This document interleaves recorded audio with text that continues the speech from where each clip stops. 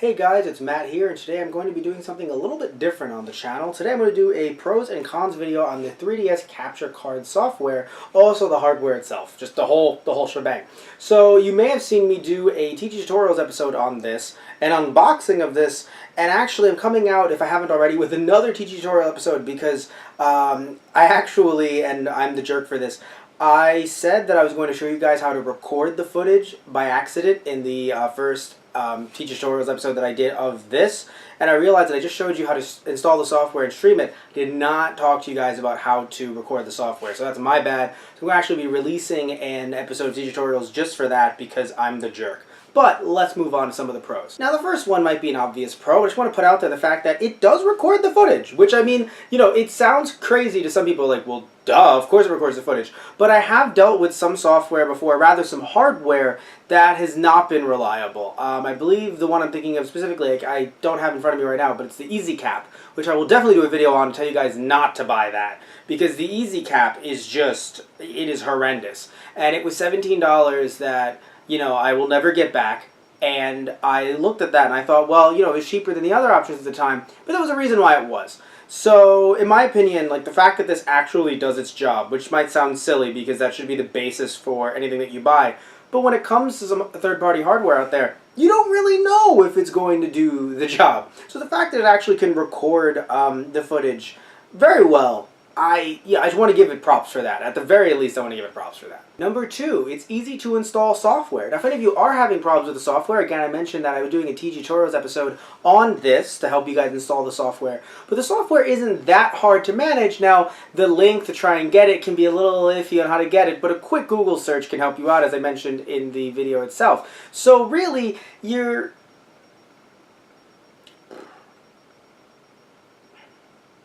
Now before we move on to the cons, I do want to mention one thing that I know a lot of people online were talking about and discussing. They were saying that this 3DS capture device software or hardware, the software is fine, but the hardware part of it, it's flimsy. And they were saying that it can't really withhold any, being dropped or any kind of like physical strain on it. Now I do want to mention that, and I'm going to be very, my opinion on this is very tough, very strong opinion.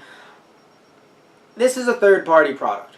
And look, I'm going to get to the cons, and I do think that the cons, really do matter. But when it comes to this, I don't think that's a con necessarily. Because I feel as if when it comes to the, look, I understand some people say, no, but it has to withstand, a lot of physical strain if I'm moving it around all the time. But here's the thing. This isn't your 3DS anymore. Obviously, yes, it is a 3DS and you own it. But this is not your original system anymore. This is just like if you had a Roxio Game Capture or, an Elgato. You're not going to chuck those around the room. You're not going to really drop those. You're not going to feel comfortable bringing that around with you. And if you bring it around with you, let's say on the train, you're going to pack it gently into your bag because you're going from, let's say, to a friend's house to record or to a family member's house to record or something like that. So you're not going to sit there and hold your Roxio in your hand and just start, slamming on it and going crazy and moving everything around. Like, you're going to use it for filming, and you're going to be gentle with it. So I'm not saying, obviously this has a touchscreen, so it's very hard to be super gentle with it.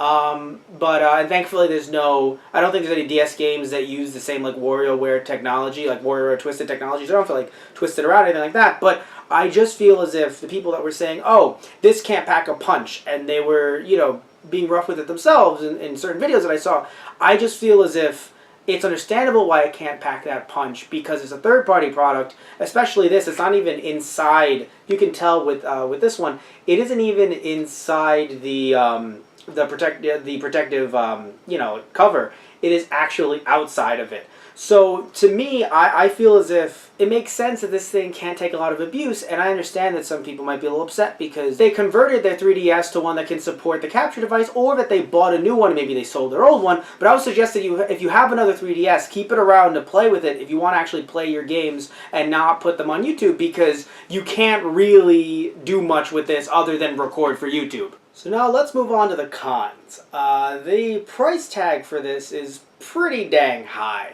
Now, getting a new one is going to cost you about, doesn't matter if you go for, depending on what model you go for, doesn't even matter what region you go for, other than Japan, a new model with the capture kit installed is going to be $500, which again, I keep on mentioning tutorial videos, but I did mention it in that video in case you have already seen it, but still, that is a big, amount of money to drop. I normally do not have that kind of money. And the fact that I was able to drop it for YouTube, it meant a lot to be able to do that. Because it is very hard to do. Another con that I have to bring up is the shipping policy, or just shipping in general. Now, I sadly didn't take this into account. I didn't think about this, and I hope that you do when you buy this product, if you buy this product, because what ended up happening to me was I ended up so first, let's talk about the shipping before we even talk about the shipping policy. So the shipping itself, I went through I didn't go through the post office, I went through UPS, and I went for their cheapest option available, and that ended up costing me nearly $90. So on top of, I didn't pay for this thing straight out the box. So I didn't pay the $500 like I mentioned earlier. I actually paid $240 something, right? So adding on $90 to that, I was freaking out, but thankfully, now moving on to their shipping policy, their policy said that they would actually cover up to $30 of it. So I thought, well, you know what, 50 to 60, it's not the worst to pay for shipping, and it got to them rather quickly.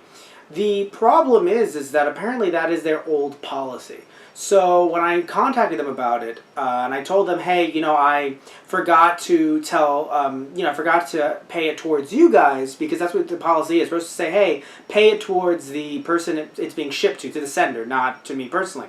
So because I forgot to do that, I told them, hey guys, I'm sorry I forgot to do that. I have the tracking stuff though here. I have the receipt. If I sent that to you guys, would you be able to, pay me back the $30? And I was then told that they don't do that anymore, despite the fact that in their initial email, which, look, I did take about a good month to pay for it. So, to be fair, because a lot of stuff was going on in my life at the time, so I did delay paying for it, so maybe things changed in between, but that was only a month off, and it's a little weird that out of nowhere they would just say, hey, we don't do this anymore, because, maybe send out a new email telling people who are on your either mailing list or who have already purchased this, hey, listen, we don't do this anymore, so be wary. Because, maybe I should have sent it through the post office instead, not through UPS. But the thing that I was worried about was I didn't want to send it with the ion battery. So I don't remember which service would allow you to do that. I don't believe either service, either UPS or just the local post office, allows you to send it with the ion battery inside. Which gets to my next problem. Poor customer service. Now, I already mentioned, I want to point out, whenever I sent out an email, they did send me a reply back, to be fair, right? The reason why I'm saying that it's poor customer service is because I believe that if there is something wrong with or something different about the product when you're, assembling it and sending it out, you need to talk to the consumer about it. So, if for some reason, let's say you have a shortage of controllers and you're selling a console, right? Then you should then tell them, hey, listen, we don't have the controllers for this. We have the consoles. You already, bought it from us or pre-ordered or whatever it might be. Would you want it for a reduced price, right? Instead of, let's just say, sending it out and then saying, hey, controllers are on the way later. Like, no, talk to me about it. And, tell me what's going on with that, right? So where's the problem here? Where was the breakdown here?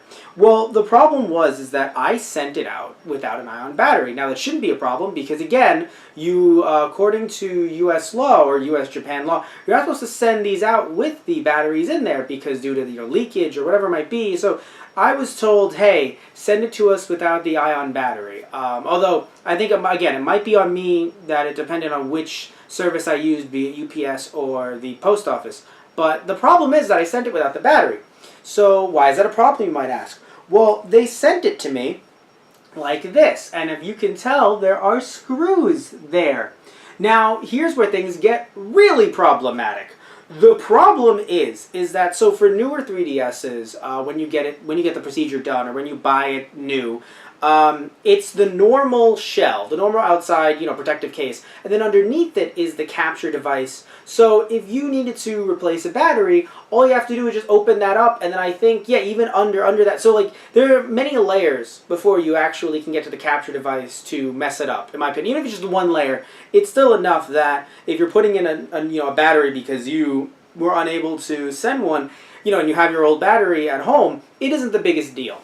The problem here is that For this model, the capture card is right here, right in this square, right here. So what's the problem? The problem is that I had to unscrew the back, slowly open it up, and then take my ion battery and slide it in, click it in, and then have to put this back in. And you guys might not notice this because it's hard for me to even notice it until you look really, really closely. But there's grooves here that you have to slide them in. So you can't just, click it in normally like you would. Actually, it's funny. I have this right here. Another tutorials video that will be coming out in the future. So this is a battery for the Game Boy Advance SP. So you can easily just, yes, you have to slide this in, but it clicks in so easily. But for this, it actually goes in even harder. Which again, when you're having to deal with a capture card is... It's problematic to say the least. So, and now here's the biggest issue, right? You might be thinking, well, that's their biggest issue, is that you sent it out without the ion battery. They installed it, even though they clearly saw that there was no ion battery, and then they send it back to you. What's the biggest problem? The biggest problem for me, anyway, personally, is that they then say in the instructions, hey, which I get it from a normal business perspective, like when you have like a PS3 or a PS4, Xbox systems, whatever the system might be, that the phrase, oh, if you open this up, then you void your warranty. Send it back to us to fix it for you, but if you open this up, then it will void your warranty. So why am I mad? Everyone watching right now might be like, well, we understand why you're mad, but now here's the thing. The problem is that, like I said way earlier, I didn't get a message about this. If I had gotten a message that said, look, man, we're sorry, you don't have an ion battery in here. When it comes to this version of 3DS, we really have to dig into this. You can't just open up the back at home and put in the ion battery. What if you throw us another, I don't know how much ion batteries costs. And of course, having to take into, even though it's not an installation, but just putting it in there, but the cost of having to buy it for me and everything. They said, hey, listen, we'll add another 2 weeks to your order and it'll be maybe like 30 more bucks. I'd be like, well, I can't open it myself, okay, and it's already in Japan, so what are you going to do, right? But, the problem is that they didn't tell me that. So when I get this thing in, and it says on the outside, freaking funny story, when I get it in, it says, be careful, ion battery inside. So I'm thinking, oh, they replaced my ion battery. Well, how sweet of them. I paid nearly $300, and I paid shipping. Wow, that's amazing. And then when I try to charge it, it doesn't, stick for long. And then I go online, and people say, oh, your battery must not be working. And I think, oh, They didn't replace the battery. They just installed it without one. And I just don't understand. Because some people use consoles as display pieces. And I get it, right? It's funny. As I have these in the video, I use these, okay? Well, I can't use this anymore. I have to get some power cords for this. But I use this little baby over here, okay? But like, if we, heaven forbid, gutted this out, please don't do that. Please just buy shells. Don't gut out original consoles. But if you did, right, you can use the shell as a display piece. Okay. And if you sent it out to someone to be painted, right, I wouldn't expect them to look inside and be like, oh, it doesn't work. Would you like me to put in all the guts? Like, no, like you're giving it to someone to like paint it or something like that, or to customize the outside in some way or another. It would be like if you sent this thing out to try to get like an LED light installed, and the person who was installing it saw that there was nothing inside. Like, would they just put in the rest of it and just be like, well, look, man, all they asked me to do was put in an LED. Like, no, at the very least, he would, or, they would message you and be like, hey, what are you doing here? So the fact that I got this was then told the standard through their, instruction book, they're not told personally, oh, you're going to void the warranty if you open this up. I wasn't going to spend another, like $80 on shipping, even if it was less through another service. I was going to spend, $50 on shipping just to send this out to put in an ion battery. Because again, I was told, like, I can't send them my ion battery because I'm told, hey, you can't send out the ion battery. So I think that when it comes to customer service, that was the biggest issue. Because look, did I email them about it when it happened? No. I will be completely honest about that because I was so mad about it happening after all the money that I paid that I opened, like I mentioned earlier, I opened it myself and I set everything in myself and I was very, very gentle with it. So, I didn't email them about it. I will be very honest about that. But the reason why I didn't is because what are they going to say to me? I mean, they could say, oh, we'll take it back for free, don't worry. But even then, it's the hassle of, well, I still paid so much for it. How can you not, when this thing is opened up, and you see that there is, an open battery slot? Why are you not going to talk to me about that when we already had a steady email chain going because about the, when it came to the shipping thing? So it's not like, I paid for it and then I didn't message them back at all, ever, and then this came back to me.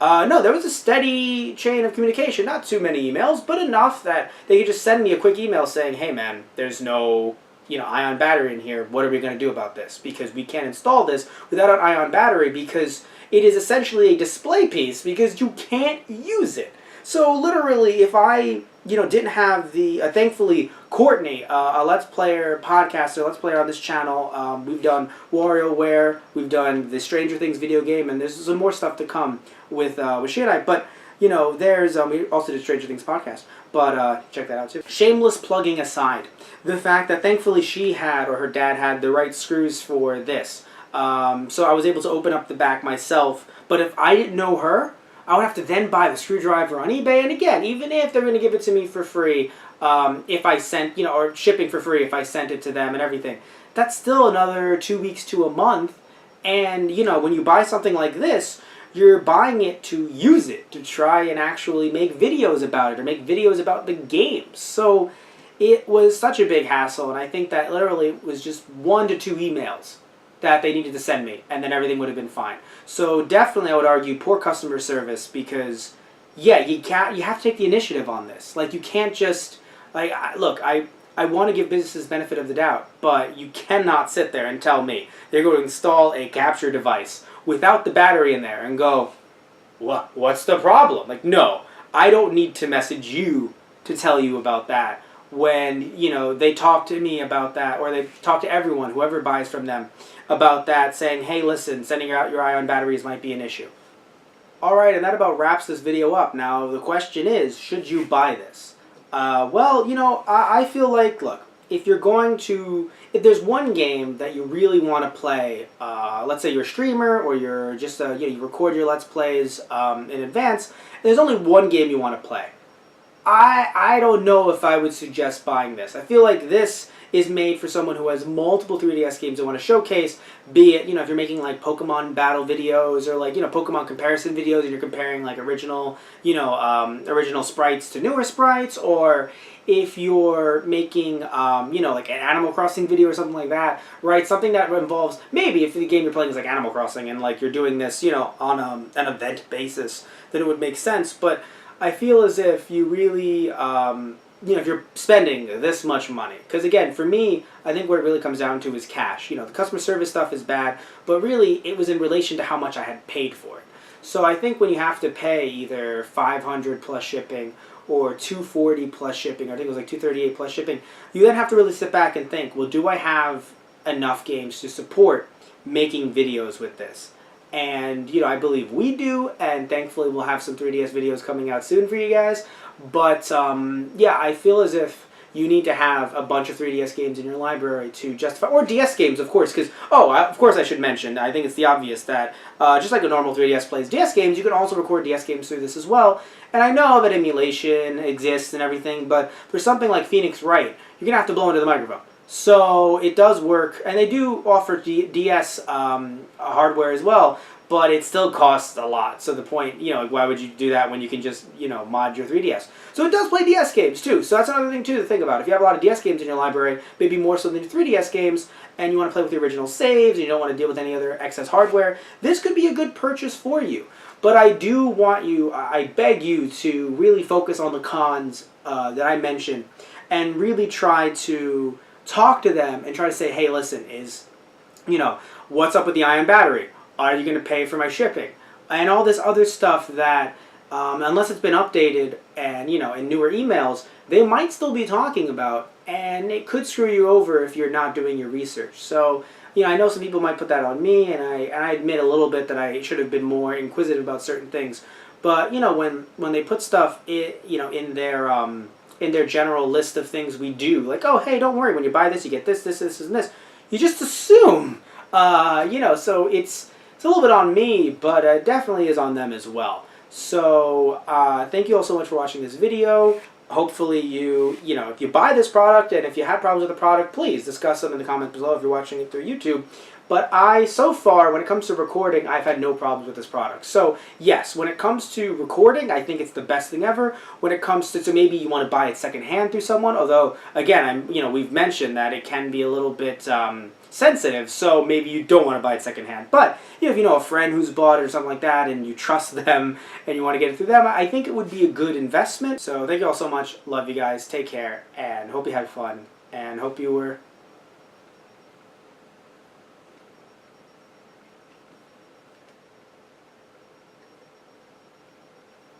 And I hope I helped you out with your next potential 3DS capture card purchase. So, all right, guys, see ya.